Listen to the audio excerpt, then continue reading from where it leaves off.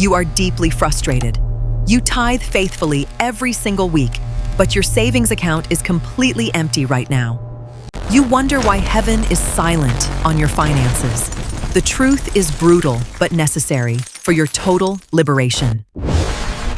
God is not a cosmic ATM. He is the ultimate venture capitalist looking for a massive return on investment.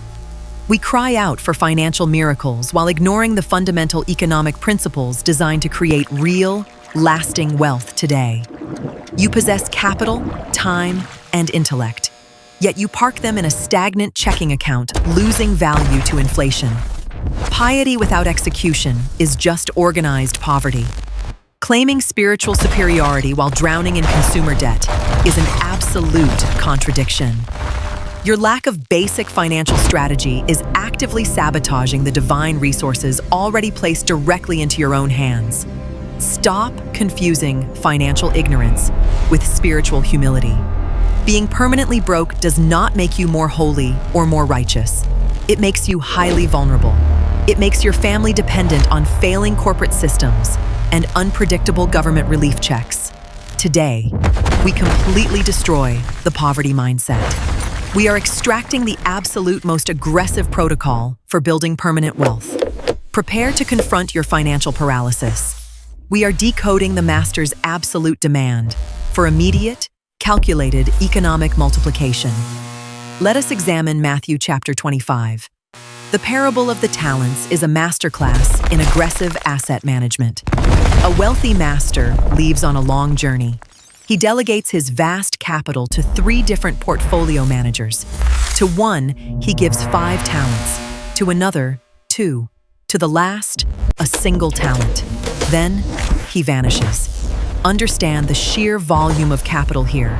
A single talent represented roughly 20 years of an average worker's wages. This was not pocket change.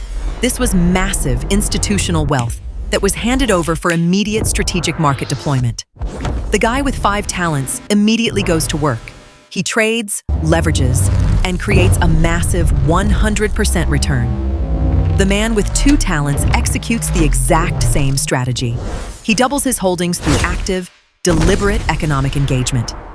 But the third manager is crippled by anxiety. He digs a literal hole and buries the master's precious capital. He prioritizes absolute safety over growth. He allows fear of market volatility to dictate his entire financial philosophy. When the CEO returns to audit the accounts, he richly rewards the 2 men who multiplied his original investment. He calls them good and faithful.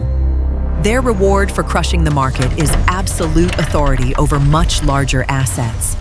But look closely at the third man. The master does not comfort his anxiety or praise his risk-averse nature. He calls him wicked and lazy. He strips the capital from his hands and gives it to the top performer.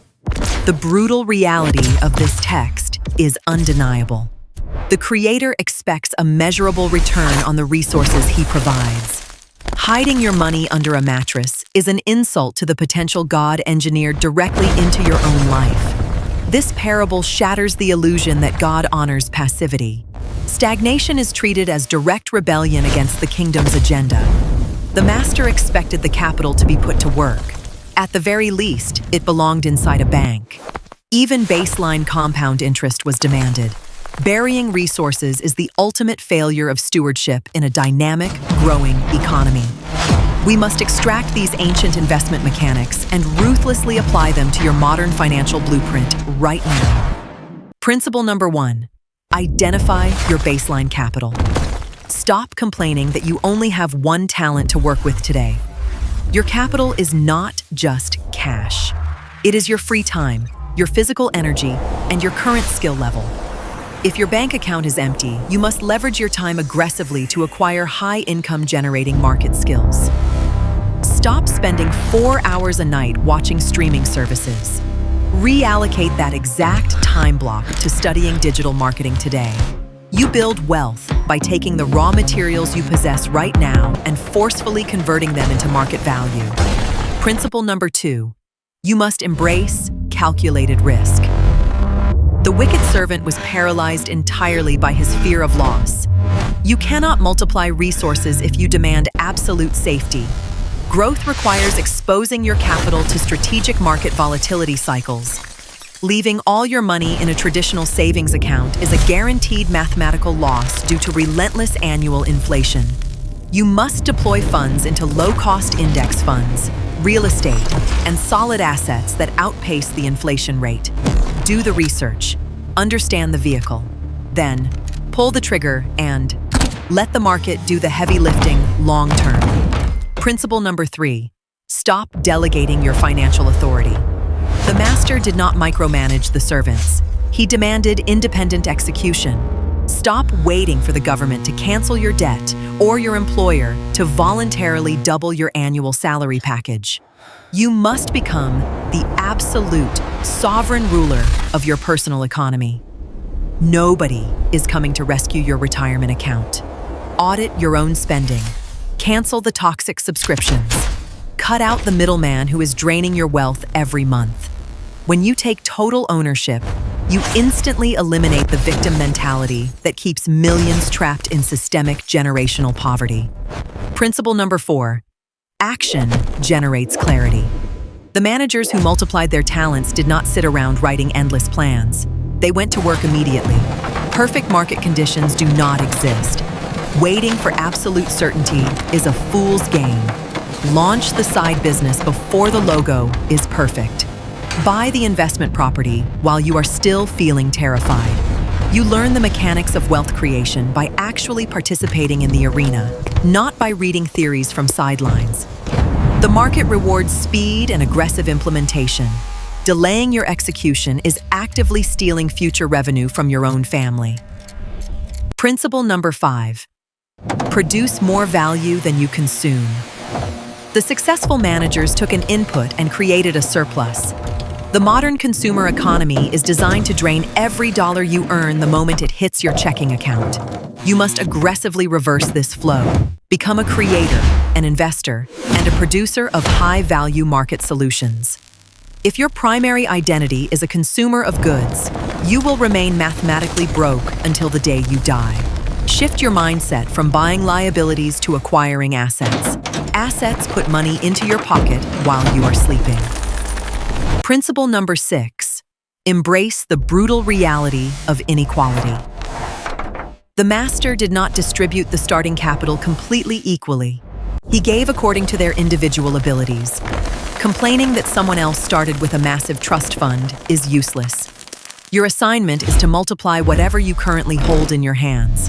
Comparison is a massive distraction from execution. Focus entirely on your own portfolio. The servant with 2 talents was praised identically to the one with 5. God measures your obedience by your individual growth percentage, not by comparing your total net worth to your neighbor. Principle 7, ruthlessly cut out the financial cowards in your life. Stop discussing your massive goals with timid individuals. If you take advice from people burying their talents, you will inevitably end up digging a hole right beside them. You need an inner circle that pushes you to acquire new assets and demands aggressive execution of your daily schedule. Now, we move into the reality check. Building this kind of generational wealth requires a sickening level of daily discipline. You cannot multiply a portfolio while simultaneously refusing to deny your flesh the comfort of instant, meaningless retail therapy purchases. The wicked servant failed because he was mentally soft. He allowed his internal anxiety to completely paralyze his external execution. Comfort is the ultimate assassin of economic potential. If your financial plan does not feel physically uncomfortable, it is failing. You must willingly step into the fire of market research, strict budgeting, and exhausting late nights building your side hustle. The master called him wicked. Let that sink in completely. Financial laziness is not just a personality flaw, it is sin. Wasting your cognitive bandwidth on mindless entertainment while your family remains economically vulnerable is an absolute failure of your mandate. We are commanded to be stewards. A steward does not consume the inventory. A steward actively increases the total yield. Stop viewing your paycheck as permission to buy a temporary lifestyle. Your paycheck is seed capital for your future empire. Every dollar you spend on luxury car payments is a dollar you permanently stole from your own future financial independence. You are financing the appearance of wealth while simultaneously destroying the actual mechanical engine required to produce true financial freedom. To execute this blueprint, you must become ruthlessly indifferent to the opinions of people who are mathematically broke themselves today. The managers who multiplied their capital did not pause to ask the lazy servant for his opinion on their investments. You must separate yourself from the culture of consumption. The culture wants you distracted, deeply indebted, and totally dependent forever. It takes extreme psychological fortitude to invest 80% of your surplus while everyone around you is buying designer clothes. We are building an economic fortress.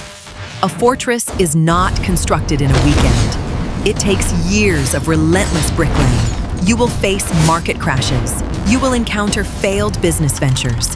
You will experience brutal seasons of massive financial friction. The faithful servants were not rewarded because it was easy. They were rewarded because they executed effectively despite the resistance. If you quit the moment your stock portfolio dips in the red, you do not possess the required kingdom resilience. Wealth accumulation is a marathon of boredom, punctuated by moments of sheer terror. You must learn to manage your emotions. Panic selling is the absolute hallmark of the amateur.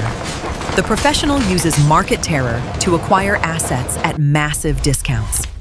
Stop letting the daily news cycle manipulate your long-term investment strategy.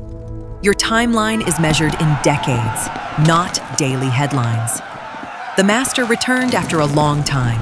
Strategic patience is the ultimate weapon in the arsenal of the biblical investor. We have to completely annihilate the get-rich-quick fantasy. Compound interest is a slow, methodical, utterly unstoppable mechanical juggernaut. You plant the seed, you water it relentlessly, and you wait. You do not dig it up every single morning. Generational wealth is boring to build. It consists of automatic transfers, consistent debt payments, and totally refusing to inflate lifestyles. If you want entertainment, go to the movies. If you want absolute financial freedom, you must fall in love with boredom. You cannot claim to trust God while simultaneously refusing to trust the mathematical principles of compound interest He designed. Faith requires tangible action. The master did not reward the servant who prayed the hardest over his single buried talent. He rewarded the servants who actually brought back tangible, multiplied results. Your obedience is measured by your physical execution in the marketplace. Stop spiritualizing your financial incompetence. It is time to repent of your economic laziness and start building. The call to action. I am not asking you to overhaul your entire life by tomorrow morning. I am demanding that you take immediate control of your starting capital today. Tonight, sit down at your kitchen table and audit your exact net worth. Write down every single dollar you possess and every penny you owe. You cannot manage a portfolio if you refuse to look at the actual numbers. Tomorrow, identify one specific high-income skill you are going to master this year. Buy the book. Enroll in the course. Start aggressively upgrading your personal market value. You have the blueprint. You know the parable. The master has delegated the capital directly into your hands. The only question left is whether you will multiply it or bury it in the dirt.